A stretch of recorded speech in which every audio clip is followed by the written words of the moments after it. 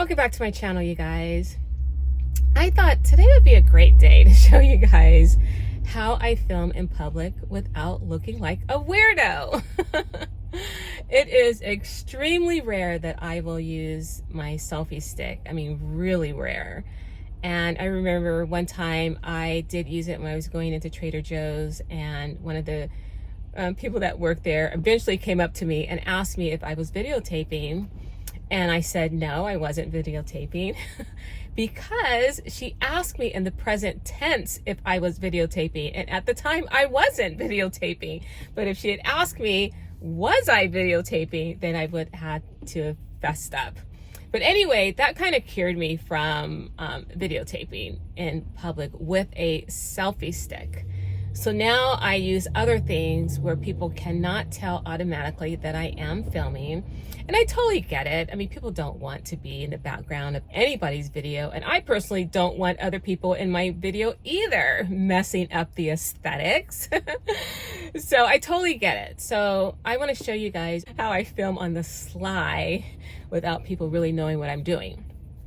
So I think what better place to show you guys what I'm using than in Alaska.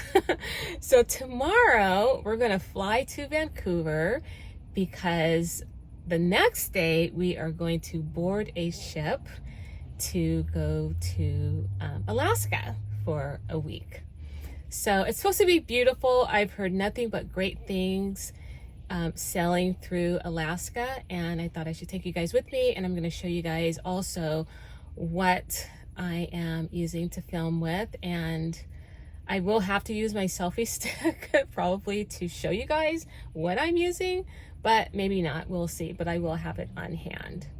And there's quite a few things, maybe about 4 or 5 things I use, but I will save the most unusual for last because I want to show you guys. So stick around for that because that one is a game changer.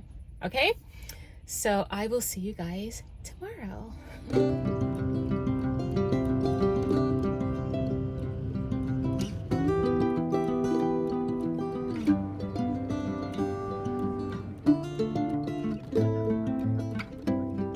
Welcome to Canada, you guys.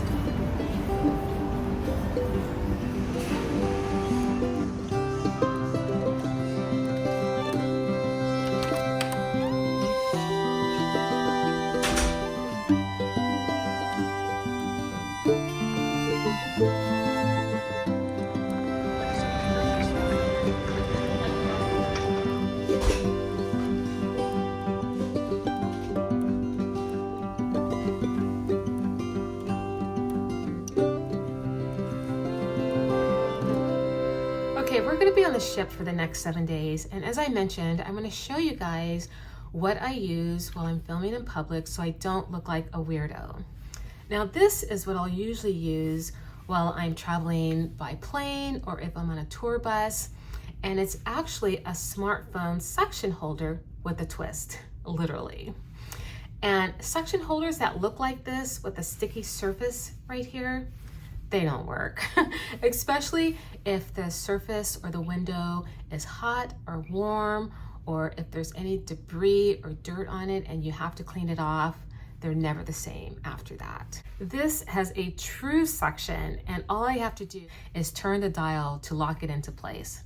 This is how I get that aerial view without constant arm strain from trying to hold the phone still.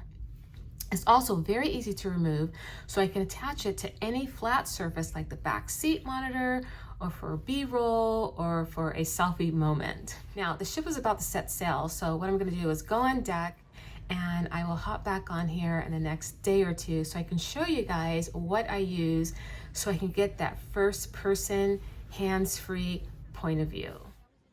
Okay, so this is our second day at sea, and tomorrow, we're going to be in Juneau, Alaska, where we're going to go visit the Mendenhall Glacier, which is about 12 miles from downtown Juneau.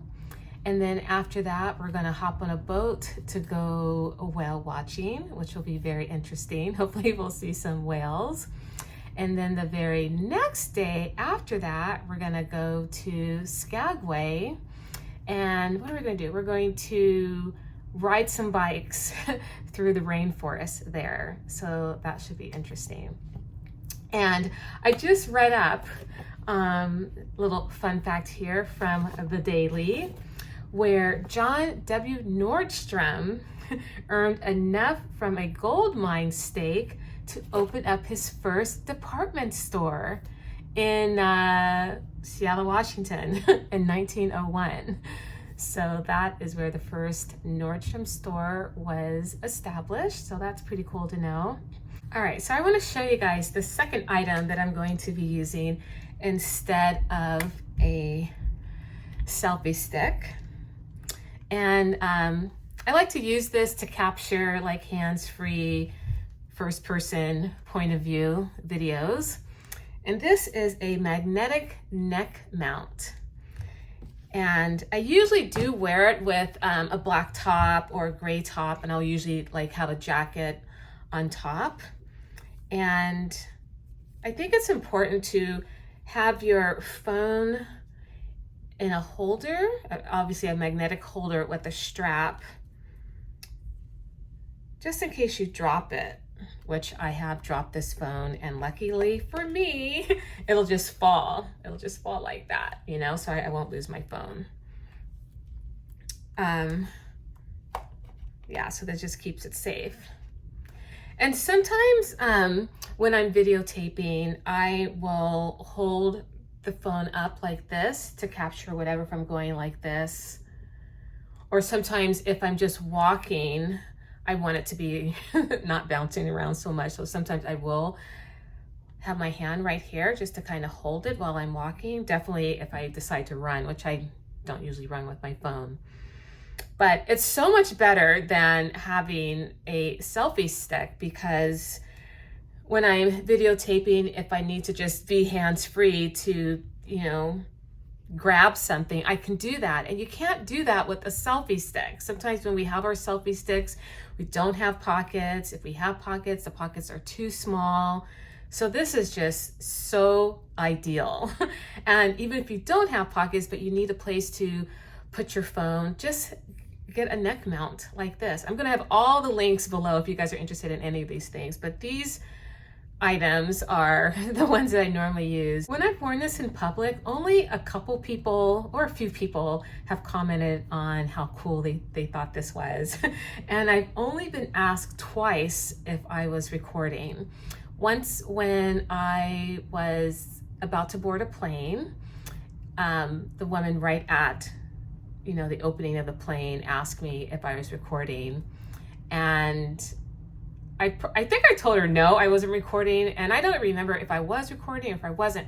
But if I was recording, I always have it pointed to the ground. It's usually not up like this unless I'm really trying to capture, you know, everything. But normally when I'm in such tight quarters with strangers and I don't want their faces in my video, it usually is pointed to the ground. And that's a cool thing about this, that you could, you know, adjust it up or down.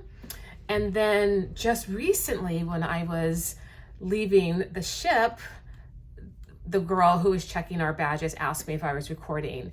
And not that it was any of her business, because there isn't a sign, obviously, when you're on the ship that you can't record or take pictures, but I really believe she was just asking because she was curious. And at the time, I was not recording. It wasn't until after I passed her, when I was off the ship, that I started recording. And I'm gonna show you guys right now what recording looks like when you are using a neck mount like this. Okay.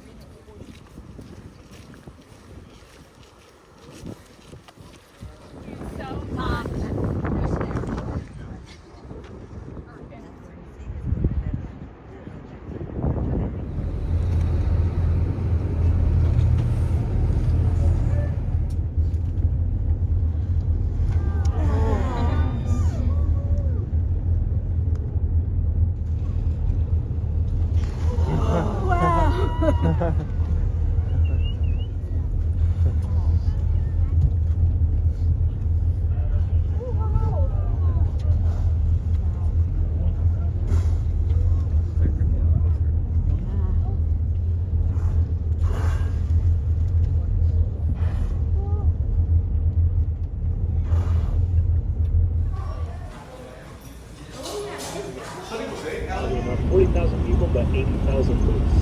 So you're more likely to run into a moose than a Canadian. We like to go to White Horse as much as we can on the weekend. What body of water is this? So this is the Taya River, and this is leading out to the Taya Inlet, which is connected to the Lynn Canal. The Lynn Canal is the longest, deepest fjord in North America, all glacially carved out. It's carved out by a glacier. It's a glacial valley that gets submerged in ocean water, by definition. If it doesn't connect to the ocean, it's just a glacial valley.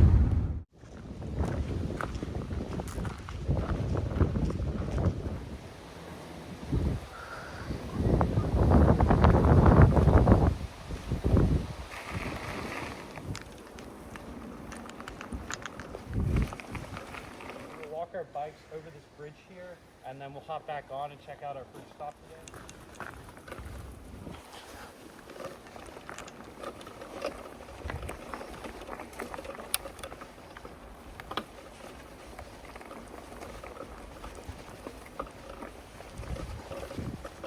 This river is actively growing, and the town site's eroding at a pretty fast rate. They estimate in about 80 to 100 years it's going to completely have eroded into this river here. And they're really doing nothing to prevent that. It's kind of the intention to let Dyea be reclaimed by nature since all the buildings were moved out into Skagway. But a couple things that we get from the river growing, you see a lot of the trees are getting knocked down, and it's kind of making room for a bit of a different ecosystem. So if you look across the river there, you'll notice the black cottonwoods are one of our only deciduous trees here in the valley. We're mostly dominated by our coniferous trees, including all these Sitka spruces you guys are seeing around right now. You guys also might notice that the Taya River here has got that kind of green hue on it. It's essentially are gliding across the land like icebergs. So we're not very biodiverse, but we're very biodiverse.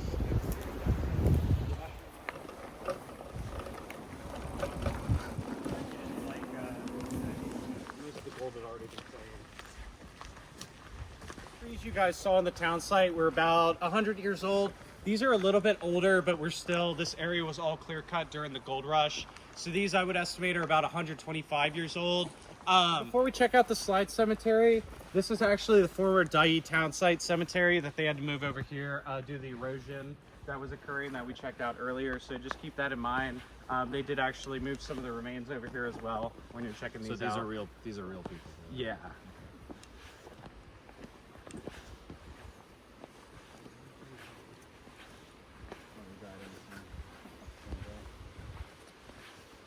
These are descendants of that Matthews family that Josh mentioned on the way up here.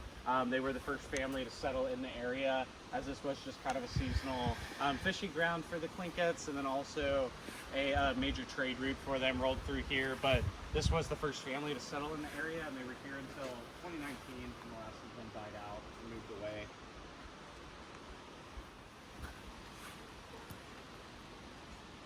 One is one of the originals. I like to point it out because you can see a Clinket name and then an anglicized name, so Tagish Johns and Dyea Johns.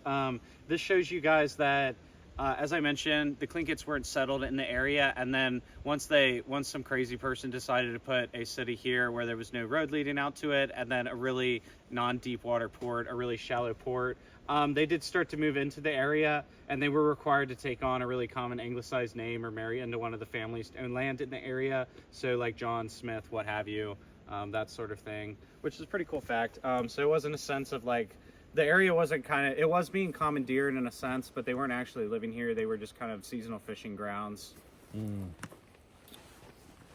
This is the other main coniferous tree in the valley, in addition to the Sitka spruce. Bit of a tortoise and the hare story.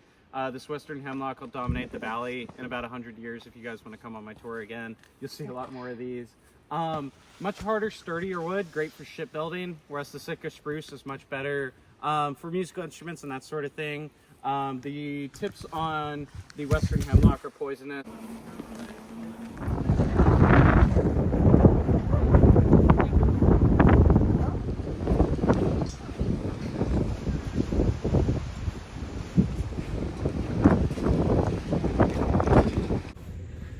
Okay, today we're going to the Glacier Bay National Park.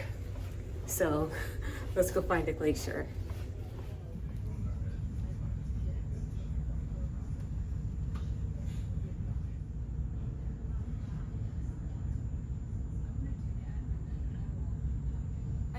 I was going to show you 4 items that I use when I'm filming in public, but the third one, I'm actually only going to show you 3, but this third one I was going to show you yesterday. It is a clip-on, and I did clip it on the bike yesterday, but it looked like it was going to fall off, so I took it off, so I couldn't demonstrate that for you guys yesterday. So far I've only shown you the suction mount and the neck mount, and tomorrow I'm going to show you my final piece that I use particularly when I'm filming in the van. It's a total game changer. All right, so I will show you that tomorrow. We are in Ketchikan, Alaska.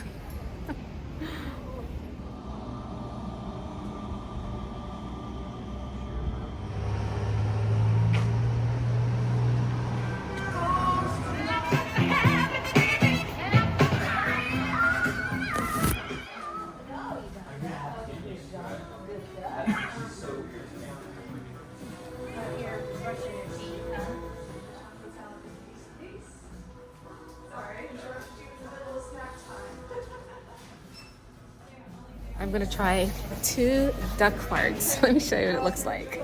Duck farts. I'm gonna eat my duck fart here. Mmm, very good. What's in this duck fart?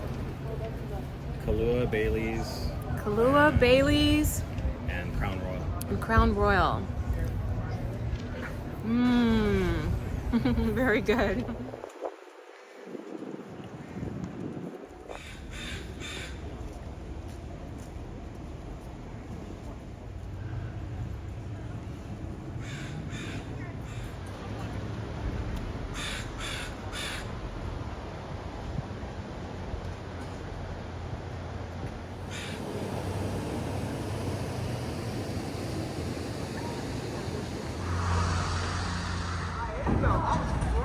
Today was so much fun walking around Ketchikan, and I am always up for eating anything sweet, especially if it's chocolate.